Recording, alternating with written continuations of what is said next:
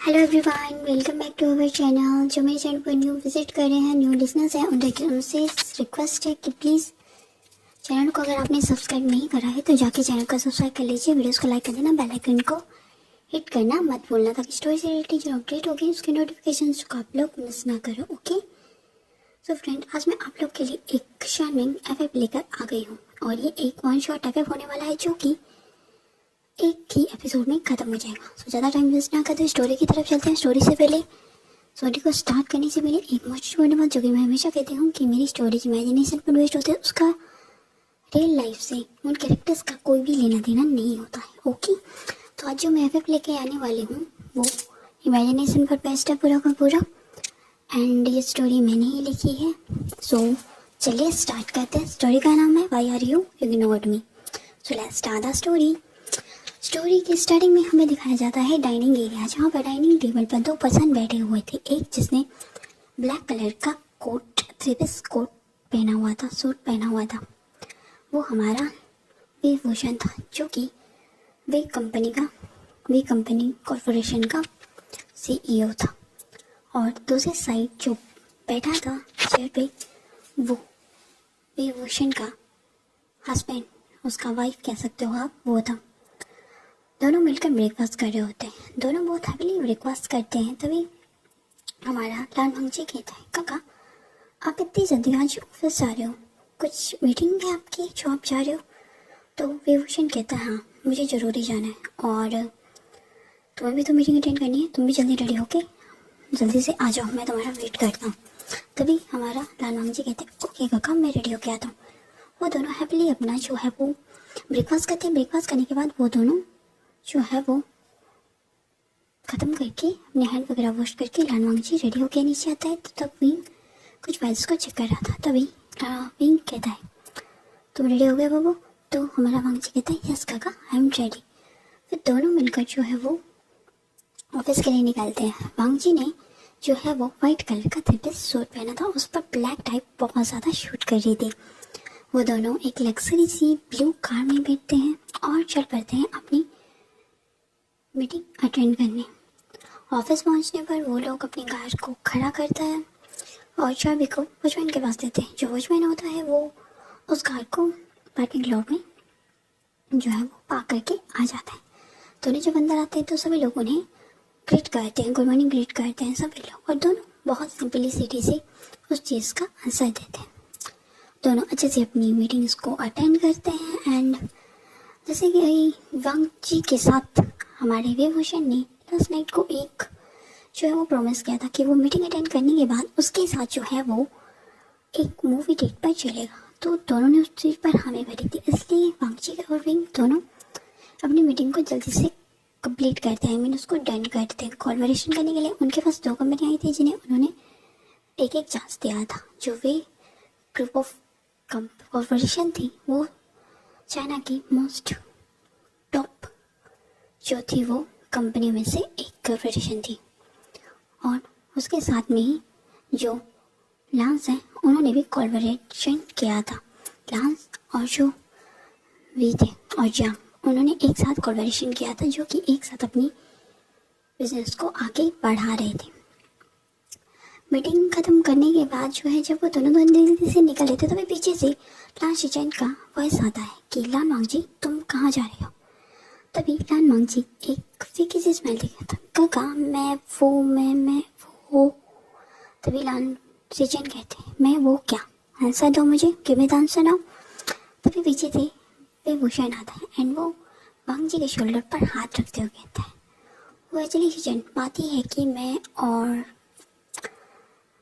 वो जो है वो एक इम्पोर्टेंट काम से जा रहे हैं, तो हमें इम्पोर्टेंट है तो जाना पड़ेगा, तुम यहाँ पर प्लीज़ संभाल लेना। तभी वहाँ से दूसरी तरफ से खड़ूस सी आवाज़ आती है, विंग तुम्हारे ये इम्पोर्टेंट काम कभी ख़त्म क्यों नहीं होते? जो जांग चैन है वो लांस चैन का फियांसे है और lance chain lance group of company के हायर है, वहाँ के CEO है, वहाँ के चेयरमैन मिस्टर लाट गोडन है। और जांग्स कंपनी के जो चेयरमैन हैं वो मिस्टर चिंग है, मिस्टर जियांग फैमियान है और वहाँ की जो सीईओ है वो जियांग चैन है। जियांग चैन और जो विंग है वो रिलेशनशिप में एक दूसरे के कज़न ब्रदर लगते हैं। सो इंट्रोडक्शन में दी, अब स्टोरी पे चलता है। उसके बाद जो लांची चैन है वो चैंग से कहते हैं कि चैंग इन दोनों को जाने दो, शायद थोड़ा प्राइवेसी टाइम चाहते हैं दोनों। तभी चैंग उनको घूर के कहता है, काका आप ऐसे कैसे जाने दे सकते हो, सब कुछ हम संभालें और ये फ्री घूमते रहे। तभी चैंग कहते हैं, चैंग हम दोनों भी तो कभी कभी इस तरह जाते हैं ना, तो नहीं जाने दो। तभी चैंग कहता है, ओके जा सकते हो। फिर हमारा वेभूषण कहते हैं, थैंक यू परमिशन देने के लिए। फिर वो लोग चले जाते हैं, फिर अपनी कार में बैठते हैं और कार में निकल जाते हैं। उसके बाद जो है वो दोनों अपना कार लेके वहाँ से निकल जाता है मूवी देखने के लिए। दोनों थिएटर पहुँचते हैं। थिएटर जाके विभूषण जो है वो टिकट ले रहा होता है। टिकट लेने के बाद जब वो वापस आता है तो वो देखते हैं कि वांग उससे घूरा जा रहा है। तभी विंग कहता है, वांग जी क्या हुआ?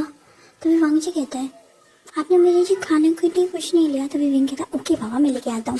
फिर वो खाने के लिए कुछ लेता है। जब से वो जाने वाला होता है तो वहाँ पर एक लेडी आती है जिसको वो सामान लेने देता है, पहले वो पढ़ लेने देता है। इस बात को देखकर लान वांग जी को बहुत गुस्सा आता है। लान वांग जी कहता है, इसकी हिम्मत कैसे हुई मेरे हस्बैंड को टच करने की, आई वांट किल हिम। लान वांग जी जल्दी से जाता है एंड विंग का हाथ खींचता है एंड कहता है, हे मिस तुम मेरे हस्बैंड के साथ बात नहीं कर सकती हो, समझी? ये मेरे का है, मेरे हस्बैंड है। इतना जान लो कि ये मैरिड है, तो इनसे जितना हो सके उतना दूर रहो। तभी वो लेडी स्माइल करते हुए थे, आपको मिसअंडरस्टैंडिंग हुई है, मुझे बस कहीं जाने की जल्दी थी इसलिए मैंने इन्हें ये सब कहा। तो जी कहता है, बेहतर होगा यहाँ से अभी के अभी चले जाओ वरना मैं तुम्हारा खून कर दूँगा। विंग उसे पीछे से खींचे कहता है, वांग जी तुम वो इतना गुस्सा नहीं करते हैं, शांत रहो। फिर वांग जी शांत हो जाता है। फिर विंग उसको लेके मूवी अटेंड करता है। वो दोनों मूवी अच्छे से अटेंड करते हैं। उसके बाद दोनों वापस आ जाते हैं। मूवी अटेंड करने के बाद दोनों शावर लेते हैं। दोनों काफ़ी ज़्यादा थक चुके थे इसलिए दोनों सो जाते हैं। आफ्टर मिडनाइट जब वांग जी उठता है तो उसे अपनी टमी में बहुत ज़्यादा पेन फील हो रहा होता है और वो जब वॉशरूम से होकर आता है तो उसे मंथली प्रॉब्लम का एहसास होता है कि अब उसे कुछ दिन तक विंग से दूर रहना पड़ेगा। इसलिए वो खुद को बहुत ज़्यादा अनकम्फर्टेबल फील कर रहा था। उसने दोबारा से बात लिया, खुद को ड्रेसअप किया और फिर जाके विंग के साथ बेड पर उसे ज्वाइन करता है। वांग जी को नींद नहीं आ रही थी, वो यहाँ वहाँ टर्न हो रहा था। इसलिए वो जब देखता है, विंग जब ये नोटिस करता है तो वो उसे उठकर बेड पर बैठ जाता है एंड कहता है, वांग जी क्या हुआ तुम्हें? वो फिर वो जो है वो वहाँ से वांग जी से भी क्वेश्चन करता है कि वो क्या हुआ। तभी वांग जी उसे करंटली अपनी सिचुएशन के बारे में बताते हैं कि उसके साथ क्या प्रॉब्लम है। फिर विंग उसकी प्रॉब्लम समझकर उसके लिए जो है वो कुछ गर्म मतलब हॉट सा प्रिपेयर करता है। उसके लिए वो अच्छा सा सूप रेडी करता है। सूप पीने के बाद विंग काफ़ी ज़्यादा वांग जी सही लग रहा था। विंग को वो जब वो वांग जी को सूप देता है, सूप पीने के बाद वांग जी कुछ बेटर फील करता है और वो उसके लिए एक हॉट वाटर भी लेके आता है जिसको वो अपनी टमी पे रखते हैं, जिससे उसे बहुत ज़्यादा सुकून मिलता है। और नेक्स्ट डे वो दोनों वैसे ही कडल करके सो जाते हैं। दोनों रात को डिनर करते हैं और वांग जी को सोने में विंग हेल्प करता है। उसके बाद नेक्स्ट मॉर्निंग विंग वांग जी के साथ बहुत ज़्यादा प्यार से सो रहा होता है। वांग जी विंग को बहुत प्यार से देख रहा होता है एंड कहता है, क्या मेरी किस्मत इतनी अच्छी है कि मुझे इतना अच्छा हस्बैंड मिला है? हाँ, विंग की नज़र जो है वो खुल जाती है। जब विंग अपनी आंखें खोलता है तो वांग जी एकदम शॉक्ड हो जाता है, जल्दी से अपनी आईज क्लोज कर लेता है। विंग कहता है, अब तुम्हें छुपाने की जरूरत नहीं है, मैंने तुम्हें देख लिया कि तुम उठ चुके हैं। तब वांग जी कहता है, काका please don't tease me. Wing कहता है, मैं अपनी प्यारी सी लिटिल वाइफ को अपने बोबो को नहीं करूँगा, परेशान तो कैसे करूँगा। और आप लोग को बताना भूल गए थे, ये ओमेगा वर्स एफ है तो फिर फिक्शन है, तो इसमें जो ओमेगास है वो भी गर्ल्स की प्रॉब्लम को फेस करते हैं। ओके, वो गर्ल्स की प्रॉब्लम को फेस भी करते हैं, बर्थ भी दे सकते हैं। सो लेट्स स्टार्ट स्टोरी, कंटिन्यू करते हैं। उसके बाद जो विंग है वो ऑफिस जाने के लिए मना करता है कि वो आज नहीं जाना चाहता है क्योंकि वो वांगजी की केयर करना चाहता है। और वांगजी उसे किसी भी तरह मना लेता है कि उसे जाना है और वो अपना अच्छे से ख्याल रखेगा।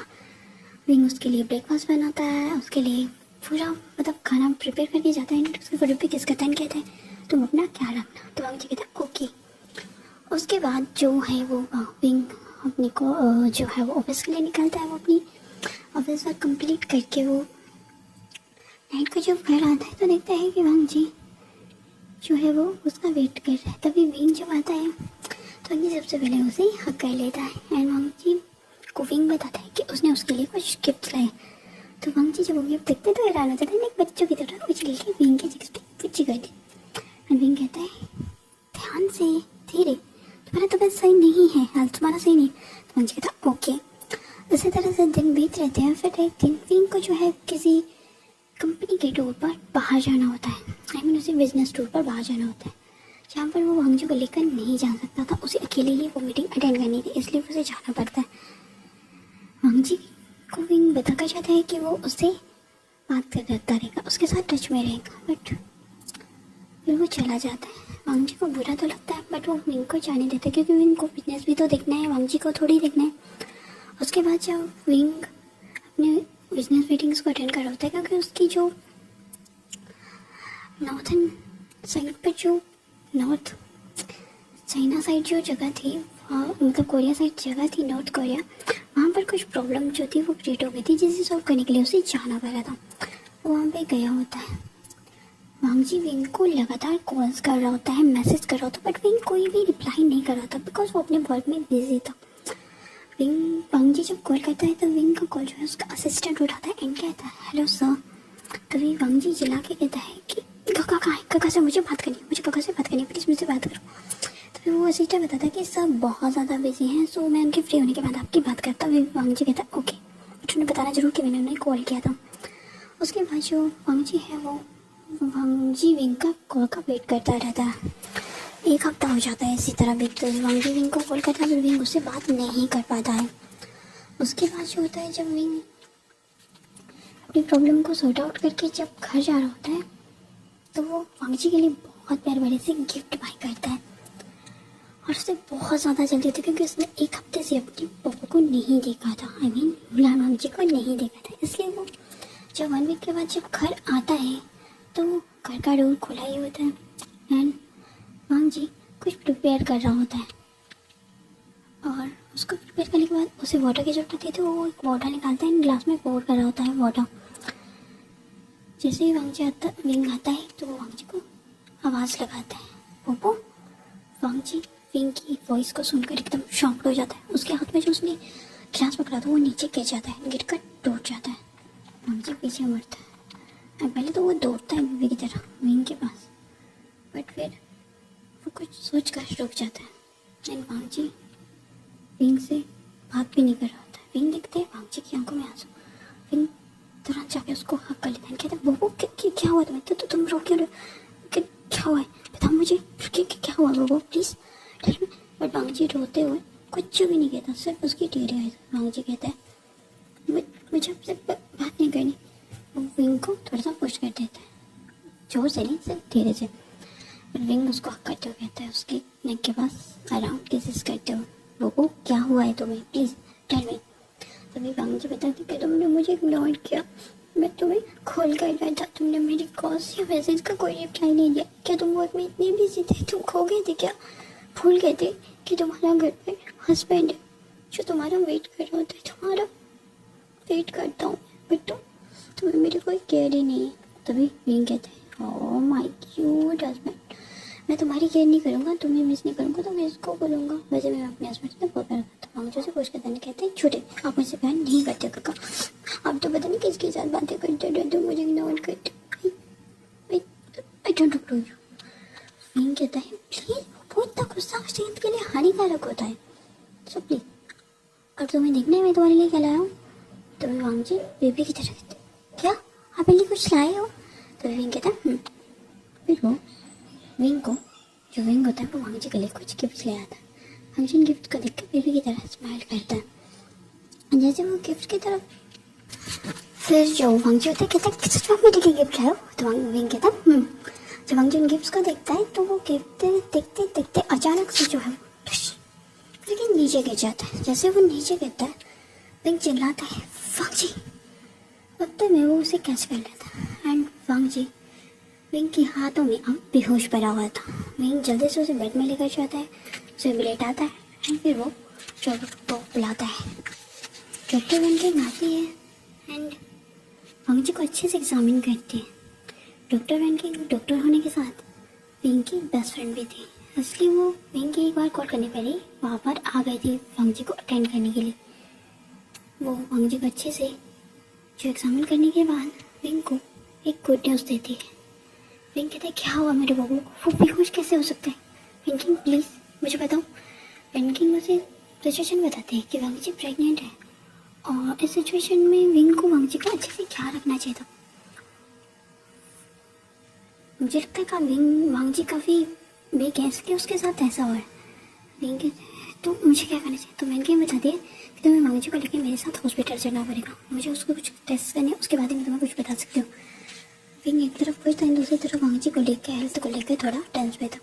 जैसे वो हॉस्पिटल लेके किसी न तरह वो वांगजी को लेकर हॉस्पिटल पहुंचता है। हॉस्पिटल में वांगजी का अच्छे से जो है वो चेकअप हो रही थे, उसके अच्छे टेस्ट हो रहे थे। टेस्ट के रिपोर्ट्स बहुत ज़्यादा बुरा आता है उसका रिजल्ट, क्योंकि वेनकिंग वांगजी के रिपोर्ट्स को विंग को दिखाते हुए कहती है कि वांगजी की रिपोर्ट्स बिल्कुल भी नॉर्मल नहीं है, उसकी प्रेगनेंसी बहुत ज़्यादा कॉम्प्लिकेटेड है और वांगजी तो एकदम परफेक्ट इंसान है, उसकी बॉडी अच्छी है और बॉडी का स्ट्रॉन्ग भी है, बट उसके साथ ऐसा होना इम्पॉसिबल है। तभी विंग पूछता है हुआ क्या है?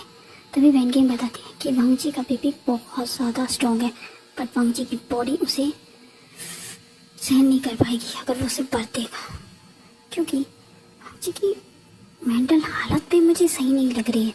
अच्छा होगा कि तुम उसका अच्छे से ख्याल रखो, बाकी मैं कुछ नहीं कर सकती सिवाय उसकी प्रेगनेंसी के। वांगजी का हो जाता है तो वो अपनी प्रेगनेंसी की न्यूज़ सुन के बहुत हैप्पी होता है। विंग उसे ये नहीं बताता कि उसकी सिचुएशन ऐसी है। वो वांगजी का बहुत अच्छे से ख्याल रखता है एंड वो वांगजी से जाने की कोशिश भी करता है। तब विंग बताता है कि वो वांगजी से वो पूछता है कि क्या प्रॉब्लम है, तो मुझे इग्नोर क्यों कर रहे? तब वांगजी उसे बताता है कि वांगजी विंग को इग्नोर इसलिए कर रहा था क्योंकि विंग उसे टाइम नहीं दे रहा था, इसलिए विंग से वांगजी गुस्सा था। वांगजी का विंग बहुत अच्छे से क्या रहता है, कहता है वो मेरी लाइफ में कोई भी नहीं है, मैं सिर्फ तुमसे प्यार करता हूँ और मैं अपनी लाइफ में किसी को भी एंट्री नहीं दे सकता हूँ क्योंकि मेरी लाइफ में सिर्फ तुम हो, मैं तुमसे प्यार करता हूँ बोबो। वांगजी बहुत रोता है एंड कहता है हेट यू, तुम बहुत गंदे हो, ऐसा कह के वो करता है। कुछ टाइम बाद हमें एक रिसेप्शन का सीन दिखाया जाता है जहाँ पर किसी जन और हमारे जिन की वेडिंग हो रही थी, दोनों बहुत अभी एंड वांगजी अपने टमी को पकड़ के बैठा हुआ होता है एंड कह रहा होता है काका इनकी शादी बहुत लेट हो रही है। काका की शादी मैंने सोचा नहीं था इतनी लेट करेंगे, काका मैं तो पेरेंट पे बनने जा रहा हूँ और काका अभी शादी कर रहे हैं। ओह सो स्ट्रेंज। वांगजी का जो टमी था वो बहुत भूला हुआ था क्योंकि उसका लास्ट में चल रहा था, वो शादी को अच्छे से इंजॉय भी नहीं कर पा रहा था अपने ब्रदर की। तो जो फ्रेंड्स था वो दोनों ब्राइड और ग्रूम को मिला था, उन दोनों की अच्छे से सारी वेडिंग सेरेमनी होती है, उन दोनों भाउस लेते हैं, एक दूसरे को अच्छे से वाइन सर्व करते हैं, ड्रिंक्स एक्सचेंज करते हैं और दोनों एक दूसरे को किस करके इस साइड को लॉक करते हैं। तभी सभी लोग जो इसमें खोए थे तभी वांगजी जोर से चीखता है क्योंकि उसके डिलीवरी का टाइम हो चुका था, उसे लेबर पेन स्टार्ट हो चुका था। वांगजी की बात सुन के विंग सबको स्टॉप करता है, देखता है कि वांगजी का जो निचला पार्ट था बॉडी का वहाँ से वाटर निकल जाता। तो वांगजी का डिलीवरी का टाइम आ चुका था, वो बहुत जोर से चीख रहा था एंड विंग को कास्ट भी कर रहा था उसको प्रेग्नेंट करने के लिए। उसके बाद वो दौड़ता है विंग और अच्छे से वांगजी को गोद में लेता है एंड उसे लेकर डॉक्टर के पास चले जाते हैं। वेनकिंग जो होती है वही वांगजी का केस हैंडल करती है। जल्दी से लेकर सभी लोग जो थे वो वांगजी को हॉस्पिटल लेके आते हैं, वांगजी को ऑपरेट किया जाता है, ऑपरेशन थिएटर में ले जाता था और ओटी में जाने के बाद विंग बाहर से प्रे कर रहा होता है कि वांगजी सही हो और बेबी भी सही हो। सीजन भी बहुत टेंशन में आ गए थे, तभी उन्हें चंग जो था वो कंसोल करता है, कहता है कि गगा वांगजी को कुछ नहीं होगा और ना ही उसकी बेबी को। उतने थोड़ी देर में आफ्टर 1.5 आवर के बाद वेनकिंग बाहर आती है और उसके हाथ में एक बेबी गर्ल थी जो कि बहुत प्यारी थी। और तो उसके 10 मिनट बाद वो एक और बेबी को लेके आती जो कि एक बेबी बॉय था। विंग ने एक्सपेक्ट नहीं किया था कि उसके ट्विंस होने वाले हैं। वांग जी को थोड़ी देर बाद जो है वो ओटी से बाहर निकाला जाता है। वांग जी का फेस बहुत ज़्यादा पेल पड़ चुका था एंड उसको डॉक्टर जो थे वो अच्छे से असिस्ट कर रहे थे, उसे ऑपरेट कर रहे थे। थोड़ी देर बाद जब वांग जी को होश आते तो वो बहुत वीक फील कर रहा एंड वो वांग जी विंग से कहते हमारा बेबी का। थोड़ी देर तो वो अपने बेबी को ना देखकर पागल सा हो जाता। तभी विंग कहता है वांग जी बेबी ठीक है और वो अभी आके पेटन में रखे हुए हैं। वांग जी कहता मुझे उन्हें देखना है प्लीज़ प्लीज़, वरना मैं खुद जाके देख लूँ। तभी वेंकिंग जो थी दोनों बेबीज़ को हाथ में लेके आती है, कहती है वांग जी ये तुम्हारे बेबीज़ हैं दोनों। वांग जी बहुत होता है अपनी खुश होता है अपनी दोनों बेबीज़ को देखकर और वो बेबी बॉय को देखकर सीधे कहते हैं काका उसका नाम हम आयुआन रखेंगे प्लीज़। तो विंग कहते हैं ओके। और वांग जी कहता है कि बेबी गर्ल का नाम क्या रखें। तभी विंग कहते हैं इसका नाम हम लैन हुआ रखेंगे। वांग जी की फेस पे एकदम स्माइल आ कहते वो तो मेरी मदर का नेम था। वांग जी कहता है ऐसा। तो विंग कहते हैं आज से इसका नाम लान हुआ है और ये हमारी क्यूट सी बेबी गर्ल है जिसे हम प्यार से ली बुलाएंगे। वांग जी बहुत खुश होता है। कुछ टाइम बाद आफ्टर 1 वीक बाद वांग जी को डिस्चार्ज कर दिया जाता है और विंग वांग जी का बहुत अच्छे से ख्याल रखता है।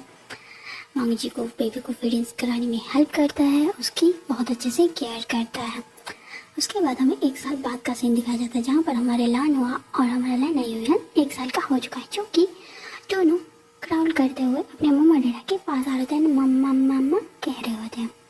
साथ में विंग और वांग जी बैठे होते हैं जो कि अपनी कॉफ़ी इंजॉय कर रहे थे। दूसरी तरफ हमारा चिन बैठा होता है जिसका टमी अब थोड़ा सा बिग दिख रहा होता है क्योंकि उसने शादी के 4 मंथ्स बाद शादी के 4 मंथ्स बाद कंसीव कर रहा था। तो उसका भी अब वो भी अब बेबी को बर्थ देने वाला था। और साथ में लंच किचन में बैठे थे एंड कह रहे थे वांग जी देखो मैं भी फादर बनने वाला हूँ, हम भी पेरेंट्स बने। तो वांग जी कहता है बट मैंने आपको पीछे छोड़ दिया। तो लंच किचन कहते हैं तुम बच्चे के बच्चे ही रहोगे वांग जी। और वो सभी लोग बहुत हंस रहे होते तभी हमारे लान को एंट्री होते हैं। तभी लान को कहते हैं बच्चों क्या हो रहा है ये सब, मेरे बिना तुम सब क्या करो। तो वांग जी कहते हैं कुछ नहीं अंकल बस हम लोग बातें कर रहे थे बेबीज़ के बारे। तो वो कहते हैं क्या तुम मेरे ग्रैंडसन को परेशान कर रहे हो वांग जी। तो वांग जी कहते हैं नहीं डैड नहीं अंकल नहीं। तो वो कहते हैं कोई बात नहीं खुश हो। सभी लोग ये बात सुन के बहुत ज़्यादा स्माइल करते हैं क्योंकि लान कोरियन जैसा खड़ूस इंसान पहली बार स्माइल कर रहा था। पीछे से जियांग फैमियन और उनकी वाइफ मैडम यू आते हैं एंड वो कहते हैं सो अभी हमें सेकंड बेबी के लिए भी वेट नहीं करवाओगे ना विंग। तो विंग वांग जी की तरफ कहते हैं देखते हुए कहता है वांग जी क्यों, क्या तुम भी चाहते हो कि हम लोग इको में भी रखें। तो भी वांग जी कहता है गागा डोंट डू दिस। और सभी लोग जोर से इस बात को सुन के हंसते हैं। और ये हमारा 1 शॉर्ट फैन फिक्शन यहीं पर स्टॉप होता है। कैसी लगी आपको ये स्टोरी?